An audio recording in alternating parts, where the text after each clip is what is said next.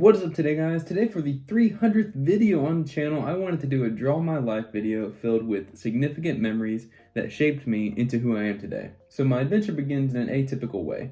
My parents had been trying to have kids for a long time with no luck on their side. Just when mom thought she could never have kids, things got worse. She thought she had started to develop a tumor. Come to find out, she was just 6 months pregnant with me, her rainbow baby. So I was already joking and pranking my mom before I was even born. Not but 13 months after I was born came my brother Chad. Given how close we were in age, Chad and I grew up very close, and we've got a pretty great relationship. Some of my earliest memories revolve around art, which could probably explain why I am how I am. I remember having craft nights with mom and making a fun mess at both my grandparents' house. So from a young age, the idea of creativity and having fun was just securely locked in my brain. With all these creative influences in my life, easily, art became my favorite subject in school. So much so that I tried to enter art contests in school and even won 2 of the 3 art awards in middle school.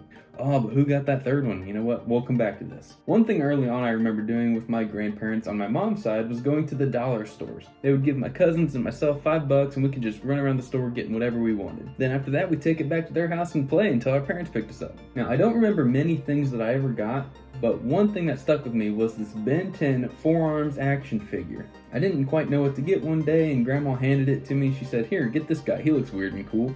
Thus, my lifelong fascination of heroes and fantastical creatures began. Thanks, Grandma. Throughout most of middle school, I proclaimed to everyone that I wanted to be an architect when I grew up. Like, duh, it sounds like it's got art in the name. Well, once I figured out what an actual architect was, I quickly turned away from that and didn't really have a career goal for a while. It wasn't until one day watching SpongeBob that I realized what I wanted to do, like what I wanted to strive for as a career. It hit me that someone gets paid to bring this goofy sponge to life. So I looked into the process and discovered it was called animation, and from there I knew I wanted to become an animator. Once I hit high school, I got my first taste of animation, both hand-drawn, traditional, and digital. I knew I liked the idea of animation, but once I made my magician animation come to life, it solidified my career's desires. Someday soon I'll show you this animation. Toward the end of sophomore year, my parents got me all of the MCU Phase 1 movies. I had never watched any of them. They got them for me for my birthday, and I loved them so much that I only wore superhero shirts exclusively for 2 years straight. And this was just me starting to break out of my shy shell a little bit and develop a little bit of a personality. I had a group of friends that I sat with at lunch junior year that all made YouTube channels and convinced me to make one. Just for fun, I started making videos, but I fell in love with the video creation process, and I believe I'm the only one that keeps making videos as of today. The last day of junior year, we were all watching senior awards, and I noticed that there was an art award. Now, the teacher in the room told me that the art award typically goes to girls, but if any guy could win it in the senior class, he said it'd probably be me. Thus, my senior year goal was to obtain that award. Starting senior year, I found out that I was ranked 9th in the class. Like, holy cow. Then I had a new goal of still winning the art award, but also maintaining my top 10 spot in my class. I enrolled in a weighted class called ACP Bio to have a better chance of kind of keeping my top 10 spot. The seating chart had me sitting next to a girl named Bailey.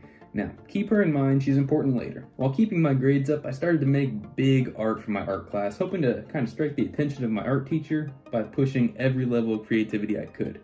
Like, my projects were really big. I had to use my grandpa's garage for most of them. And I was just so incredibly lucky when my toy soldier flag got national attention and I went viral for it. Like, holy cow, that's awesome. I got to be on TV and I had my art project displayed in the front of the school, and it was just a really cool experience. Now, after the flag's attention kind of calmed down a little bit, I got a Facebook message on the last day of spring break from Bailey, the girl I sat next to at the beginning of the year. She asked me if I wanted to come in early on the day back from spring break, along with some others, to decorate our teacher's room as a welcome back since she had been on a leave. Of course, I was super nervous. It's something I've never really done, but I said, cool, yeah, I'll be there. It was extremely out of character for me to do, but something just kind of felt right. That morning, she asked me for my number for a group chat that, to this day, I'm still kind of convinced didn't even exist. I really think she just wanted my number, but I gave it to her. Not long after that, we started texting and even went bowling. Now, I thought we were just bowling, but she thought we were on a date. Now, I can't quite blame her because I did offer to pay and I was on my best behavior. From there, we continued the text and we even went bowling again, but this time, we both knew it was a date. Eventually, our conversations led to me learning that she won the 6th grade art award in middle school,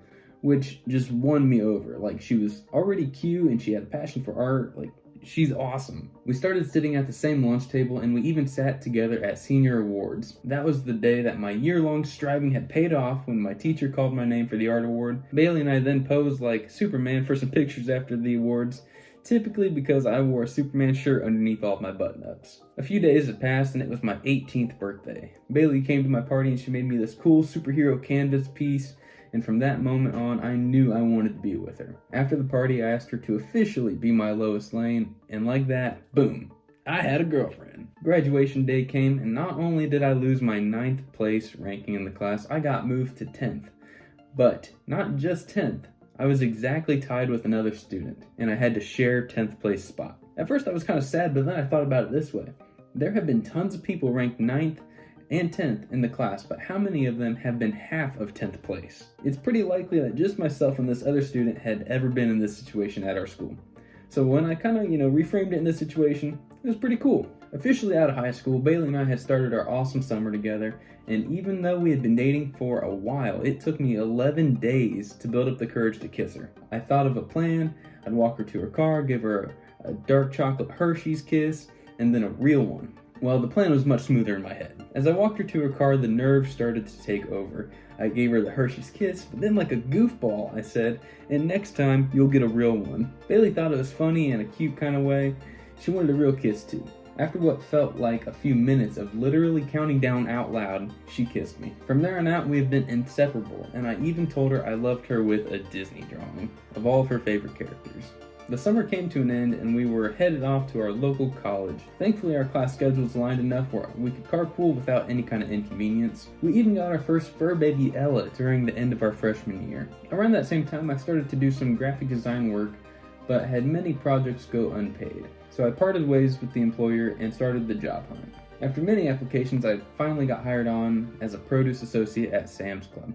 Not the most glamorous job, but it was a job. Sophomore year had come and I still didn't have any animation classes on my schedule. I was even having to retake a class I took the year prior. So during a free minute in one of my art classes, I asked my instructor when we were going to start learning some animation, and then he bluntly told me that the program got pulled a year ago. Since my purpose of coming to the school was because it was close and I was told by the school that they had the program, you can imagine how upset I was. Find out I had either been lied to just to enroll in the school, or at the very best, have my program canceled without being told. It was heartbreaking. So I withdrew from the college and enrolled in Full Sail starting in 2018. Instantly, I knew this was the school for me. It was all online because I couldn't afford to go to Florida, nor would I have really wanted to because I had been away from Bailey for so long. So this was the best option for learning what I wanted to do. In the beginning of 2018, Bailey's mom started renting out an art room at the local gallery, and she let me put up my stuff to show off. We only had the room for a few months, but it was an incredible experience getting to show off my art to everyone who'd come by to the events every month. Later that summer, Bailey and I moved into our first apartment together. We even got our second pup, Stitch, for Ella to play with. We quickly found out that Ella probably would have preferred being an only pup, but either way, Stitch was here to stay. The apartment life was fun overall. It was our first chance to be on our own, the beginning of our little family. At this point too, I'd been transferred from produce to the meat department at Sam's Club. Now just a few months after moving in together, I lost my grandpa Feazel.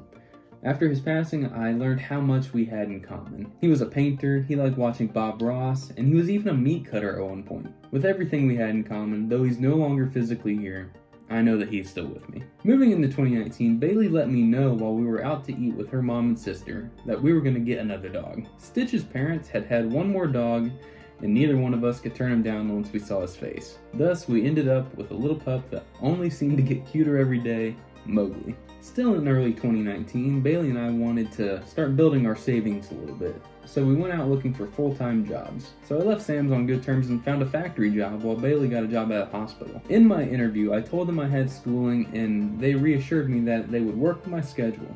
Despite being told in the interview that the job was 40 hours a week, I was constantly scheduled for 60 with no flexibility. So since schooling had to come first, I had to resign from the factory. So I was without a job, but I was also in the two most time-consuming classes I took in college. So if I had to be without a job, this was a good time. During this work interlude, Bailey introduced me to some of her friends that reintroduced me to church and led us to being baptized a few months later. Despite being jobless, I was on spring break from schooling and felt like now is the perfect time to propose to Bailey. I hung up tons of pictures and art and a blanket fort in the house. It all came together so perfectly while she was out with her friends, and not to my surprise, because she'd been asking for a few months, she said yes. With the wedding upon us, I was back on the job hunt, realizing absolutely nowhere would hire with similar pay as I was making, so I went back to Sam's, and even got a little bit of a pay raise later on, which helped a lot. After a year in the apartment, we had some problems with people in our building, and on top of the fact that we were technically only supposed to have 2 dogs, we had to move into a new rental, and this time we found a duplex. The duplex was nice, we were the only ones living in it, and whenever someone came by to look at upstairs, we may have purposely been a tad extra loud to sway them away from renting it, kind of keeping the house to ourselves. The time had come, at the beginning of 2020 when we got married. Everything came together just as planned, and it was truly a perfect day. Our families thought maybe waiting until we were out of school during the summer would have been a little bit better, but we had a feeling that January was the month for us. And thankfully we did, because, Rona. During the summer of 2020, we both graduated online. Since it was at home and I wasn't really in public, my gown was a bathrobe and my cap was a backwards hat with foam glued on top. I surprisingly was even the salutatorian of my class, which was awesome. By the end of our lease, we eventually got an upstairs neighbor, which wasn't ideal.